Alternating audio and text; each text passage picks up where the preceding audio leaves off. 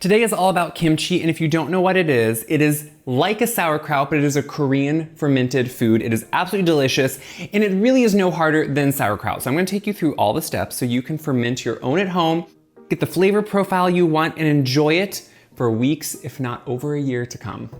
Let's make it. Today is all about kimchi, and if you haven't made kimchi, really don't get scared because it's not that different than sauerkraut. Now you may be saying, I haven't made sauerkraut either.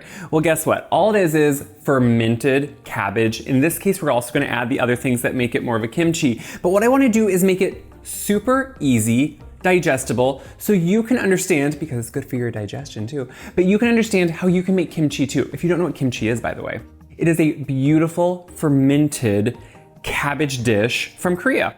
And what it is really simple. It starts with Napa cabbage. Now I grow Napa cabbage, but that is the traditional cabbage used, and it does have the right texture, I feel like, to hold up best for this fermentation process.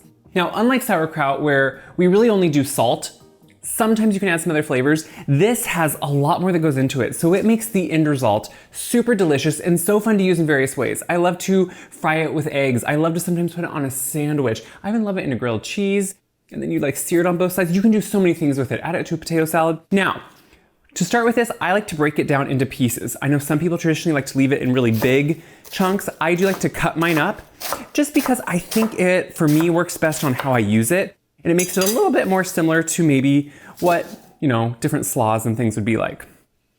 This part is really an important step when we're working with fermentation. Now, this is lacto fermented, meaning the bacteria are actually going to be a good bacteria that creates the fermenting process that we need. And over time, over the 2 to 5 days it takes to ferment, just depends on the flavor you want. We'll talk about that. You might see bubbles form in it, and that's a good thing. So what I do first here is just for a little bit before we actually put everything together is I salt this cabbage. That's gonna actually draw out some excess water, also going to maintain its crispness and texture overall. So I am using a kosher salt. You can use a good sea salt, but what you really want to use is a salt that has no additives in it.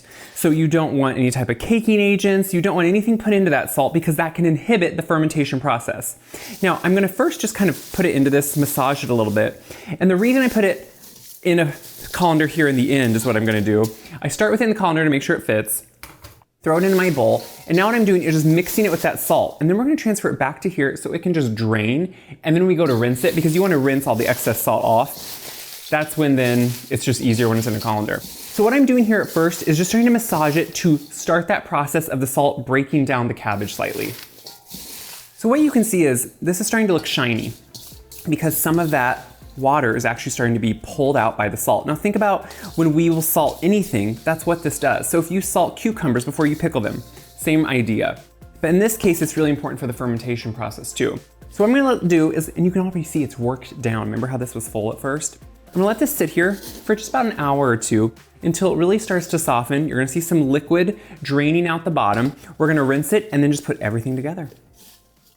So you can see that this has now accumulated juice, let alone if I squeezed it, it would even more. So we're gonna discard that. And then what I really wanna do is just make sure I rinse this well, because you wanna get a lot of that excess salt off, otherwise it'd be way too salty, which can actually also inhibit a good fermentation, because we're doing just enough. So when you do this in the colander, it just keeps it a little bit cleaner, allows you to go through. Now, if you don't have a shower nozzle like that, you can just agitate it in water too.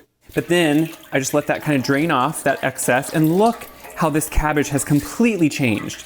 It's not only a different look, it actually has really worked down into what looks like a smaller amount. And that's exactly what you want. So what I'm gonna do is now just let this drain well, and then pop it right back in here in the bowl as we put everything else together. So really what makes this up for me is gonna be these components here in front of me, plus some spices that we'll add. So we have matchstick carrots, which I just plank a whole bunch of carrots, and then I go through, matchstick them very nice and fine. Really what I'm trying to do is get somewhat even, kind of size on everything. We put those right in there. So the carrots add a little bit of sweetness, they add color. We put in a lot of garlic that I've minced up. It's my homegrown garlic, but you can use any garlic you want. I would not use the jarred kind in this type of thing, because sometimes that can have an additive to it that again could inhibit that fermentation. That's just what you don't want to do. We have lots of scallion, and I do the green and white parts. So at the top where it gets maybe a little bit more tenuous, I don't do that, but most of the green parts I do. And that adds that nicer, it's not to me as astringent, it's more classic than onion, and it works better. And then what could be a little different is daikon, which is a radish.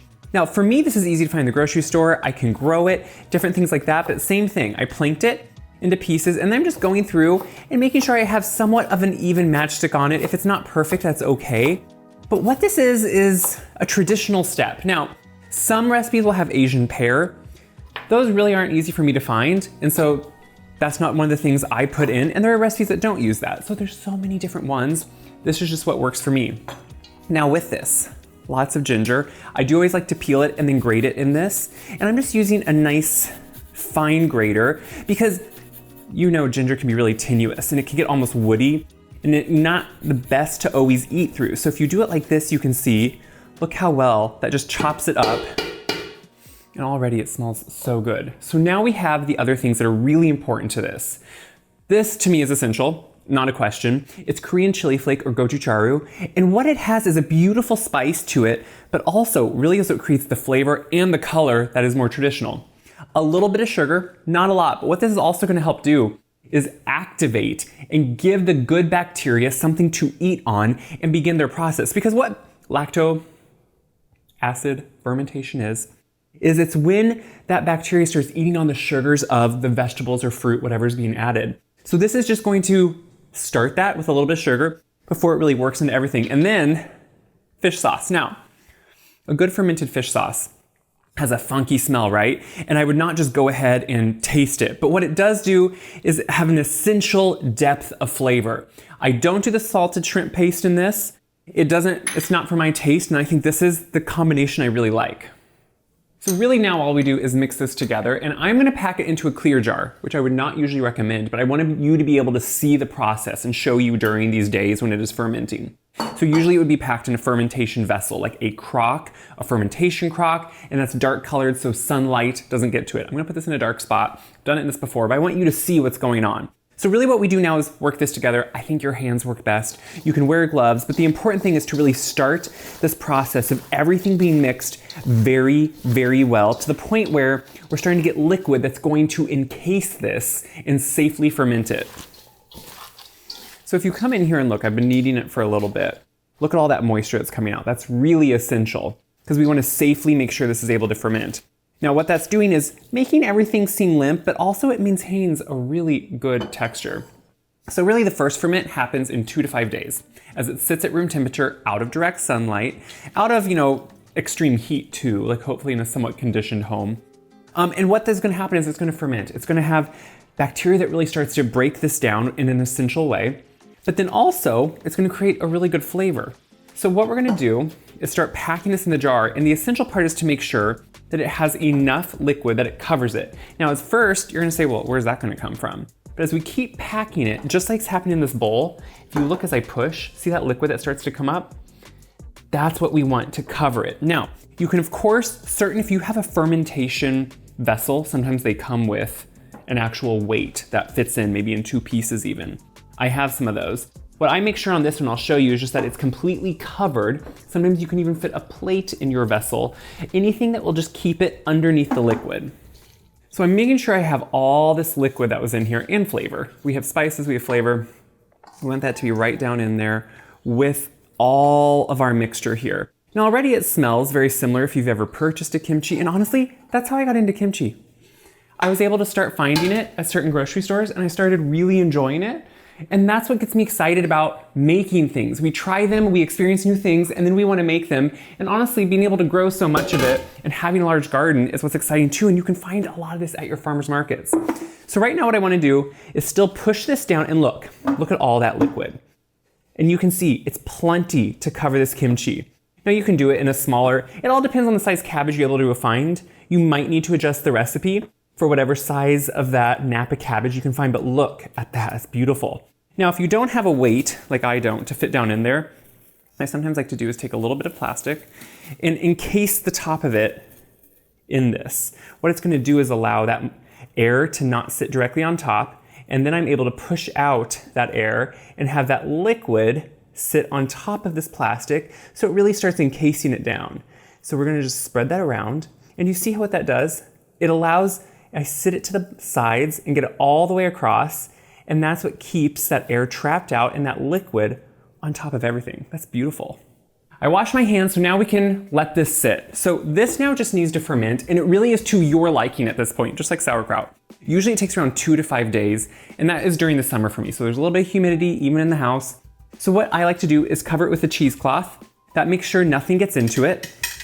I personally like to let them breathe just a little bit, so I will place a lid on top, but I like to know I can easily take it off just so it has a little bit of breath. But now what's gonna happen is I'm gonna take it out of sunlight, out of light.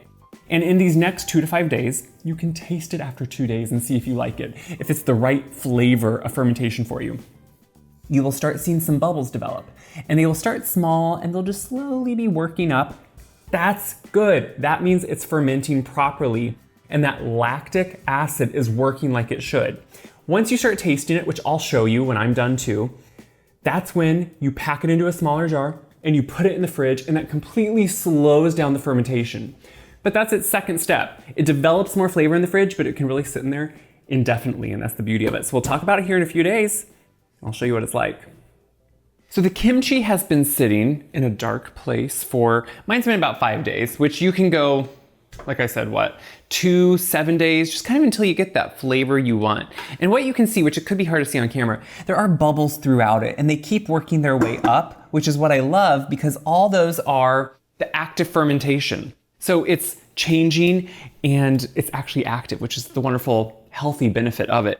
Now, of course, always be checking it to make sure it is staying completely encased under the liquid. Now, what you're gonna notice is when I go to decant it, I'm doing it on this just so it stays a little bit cleaner. But what I'm gonna do now is pretty much slow down to nearly stopping the fermentation. So when you get to the point where you taste it and you like it, which I literally mean you take out a piece and you taste it, you hear that crunch? It still has a great texture. Such a good condiment. So this is when we put it into smaller jars, like what you would eat or buy at a grocery store, whatever size you want. And when you pack it, you'll eventually have that liquid still encasing it. And then you put it right into a refrigerator. So this does not become shelf stable because it's active. If you cooked this and canned it, it would kill all that active good bacterium. So instead we're gonna put it in the fridge, which completely slows it down. Think like a sourdough also. If you've ever had a sourdough starter, that's the same thing you do. You slow down that starter by putting it in the fridge in between uses. So that's what we're gonna do with this, where it will still develop even more flavor afterwards. So I'm finishing up. Now remember, the size cabbage you have, like mine this time for my traditional recipe wasn't quite as big as it usually is. So it makes a little less and you just do the recipe accordingly. Now I like to fill my jars tight enough that when you put that lid on, it pushes that liquid to encase it fully. So you can start testing that if you want. There is a seal on these, but that's just for airtight. And see how it doesn't quite do that? So if you slightly overfill it, this is how I do it to make sure that liquid stays kind of always on top. And if you do too much, it will squish it out. But see how when you push, that liquid is now fully encasing? That's what keeps it safe in there. And it also just keeps it the best texture and from turning dark. So you clip it on. This is ready now to go in the fridge. And look how beautiful that is. So say you've gone out and you've had kimchi in a dish and you really like it. When you make it at home, you can keep making it more and more to your liking, to what you want. Now, for this little bit that's left here, I'm of course gonna put all this juice right on top of it. This is what I'll eat, right now. I'll just start eating it in a week or two. I like to sit and let it kind of still develop in that fridge a little bit. But you can see I'm still just letting it fully encased by liquid. And that's how you make kimchi. Now remember, this is a live active bacterium in this. That's what creates that health benefit and why we fermented it at room temperature in a safe way. We salted it first, then we drained it, rinsed it, put all the other ingredients in it, let it sit and ferment where it actually, those cultures became alive and they created what we now have as kimchi, which will keep happening in the fridge. So try this out, try it on all the different things you love. If you love sauerkraut, that's a great gateway into something even more flavorful, which is kimchi. So share this around because you know what? I think others might enjoy it too. Of course, check my website, wiseguide.com, for this full recipe, description, how-to, explanation. And until next time, if you're scared of trying something new, now you can see how easy it is and how fun it can be.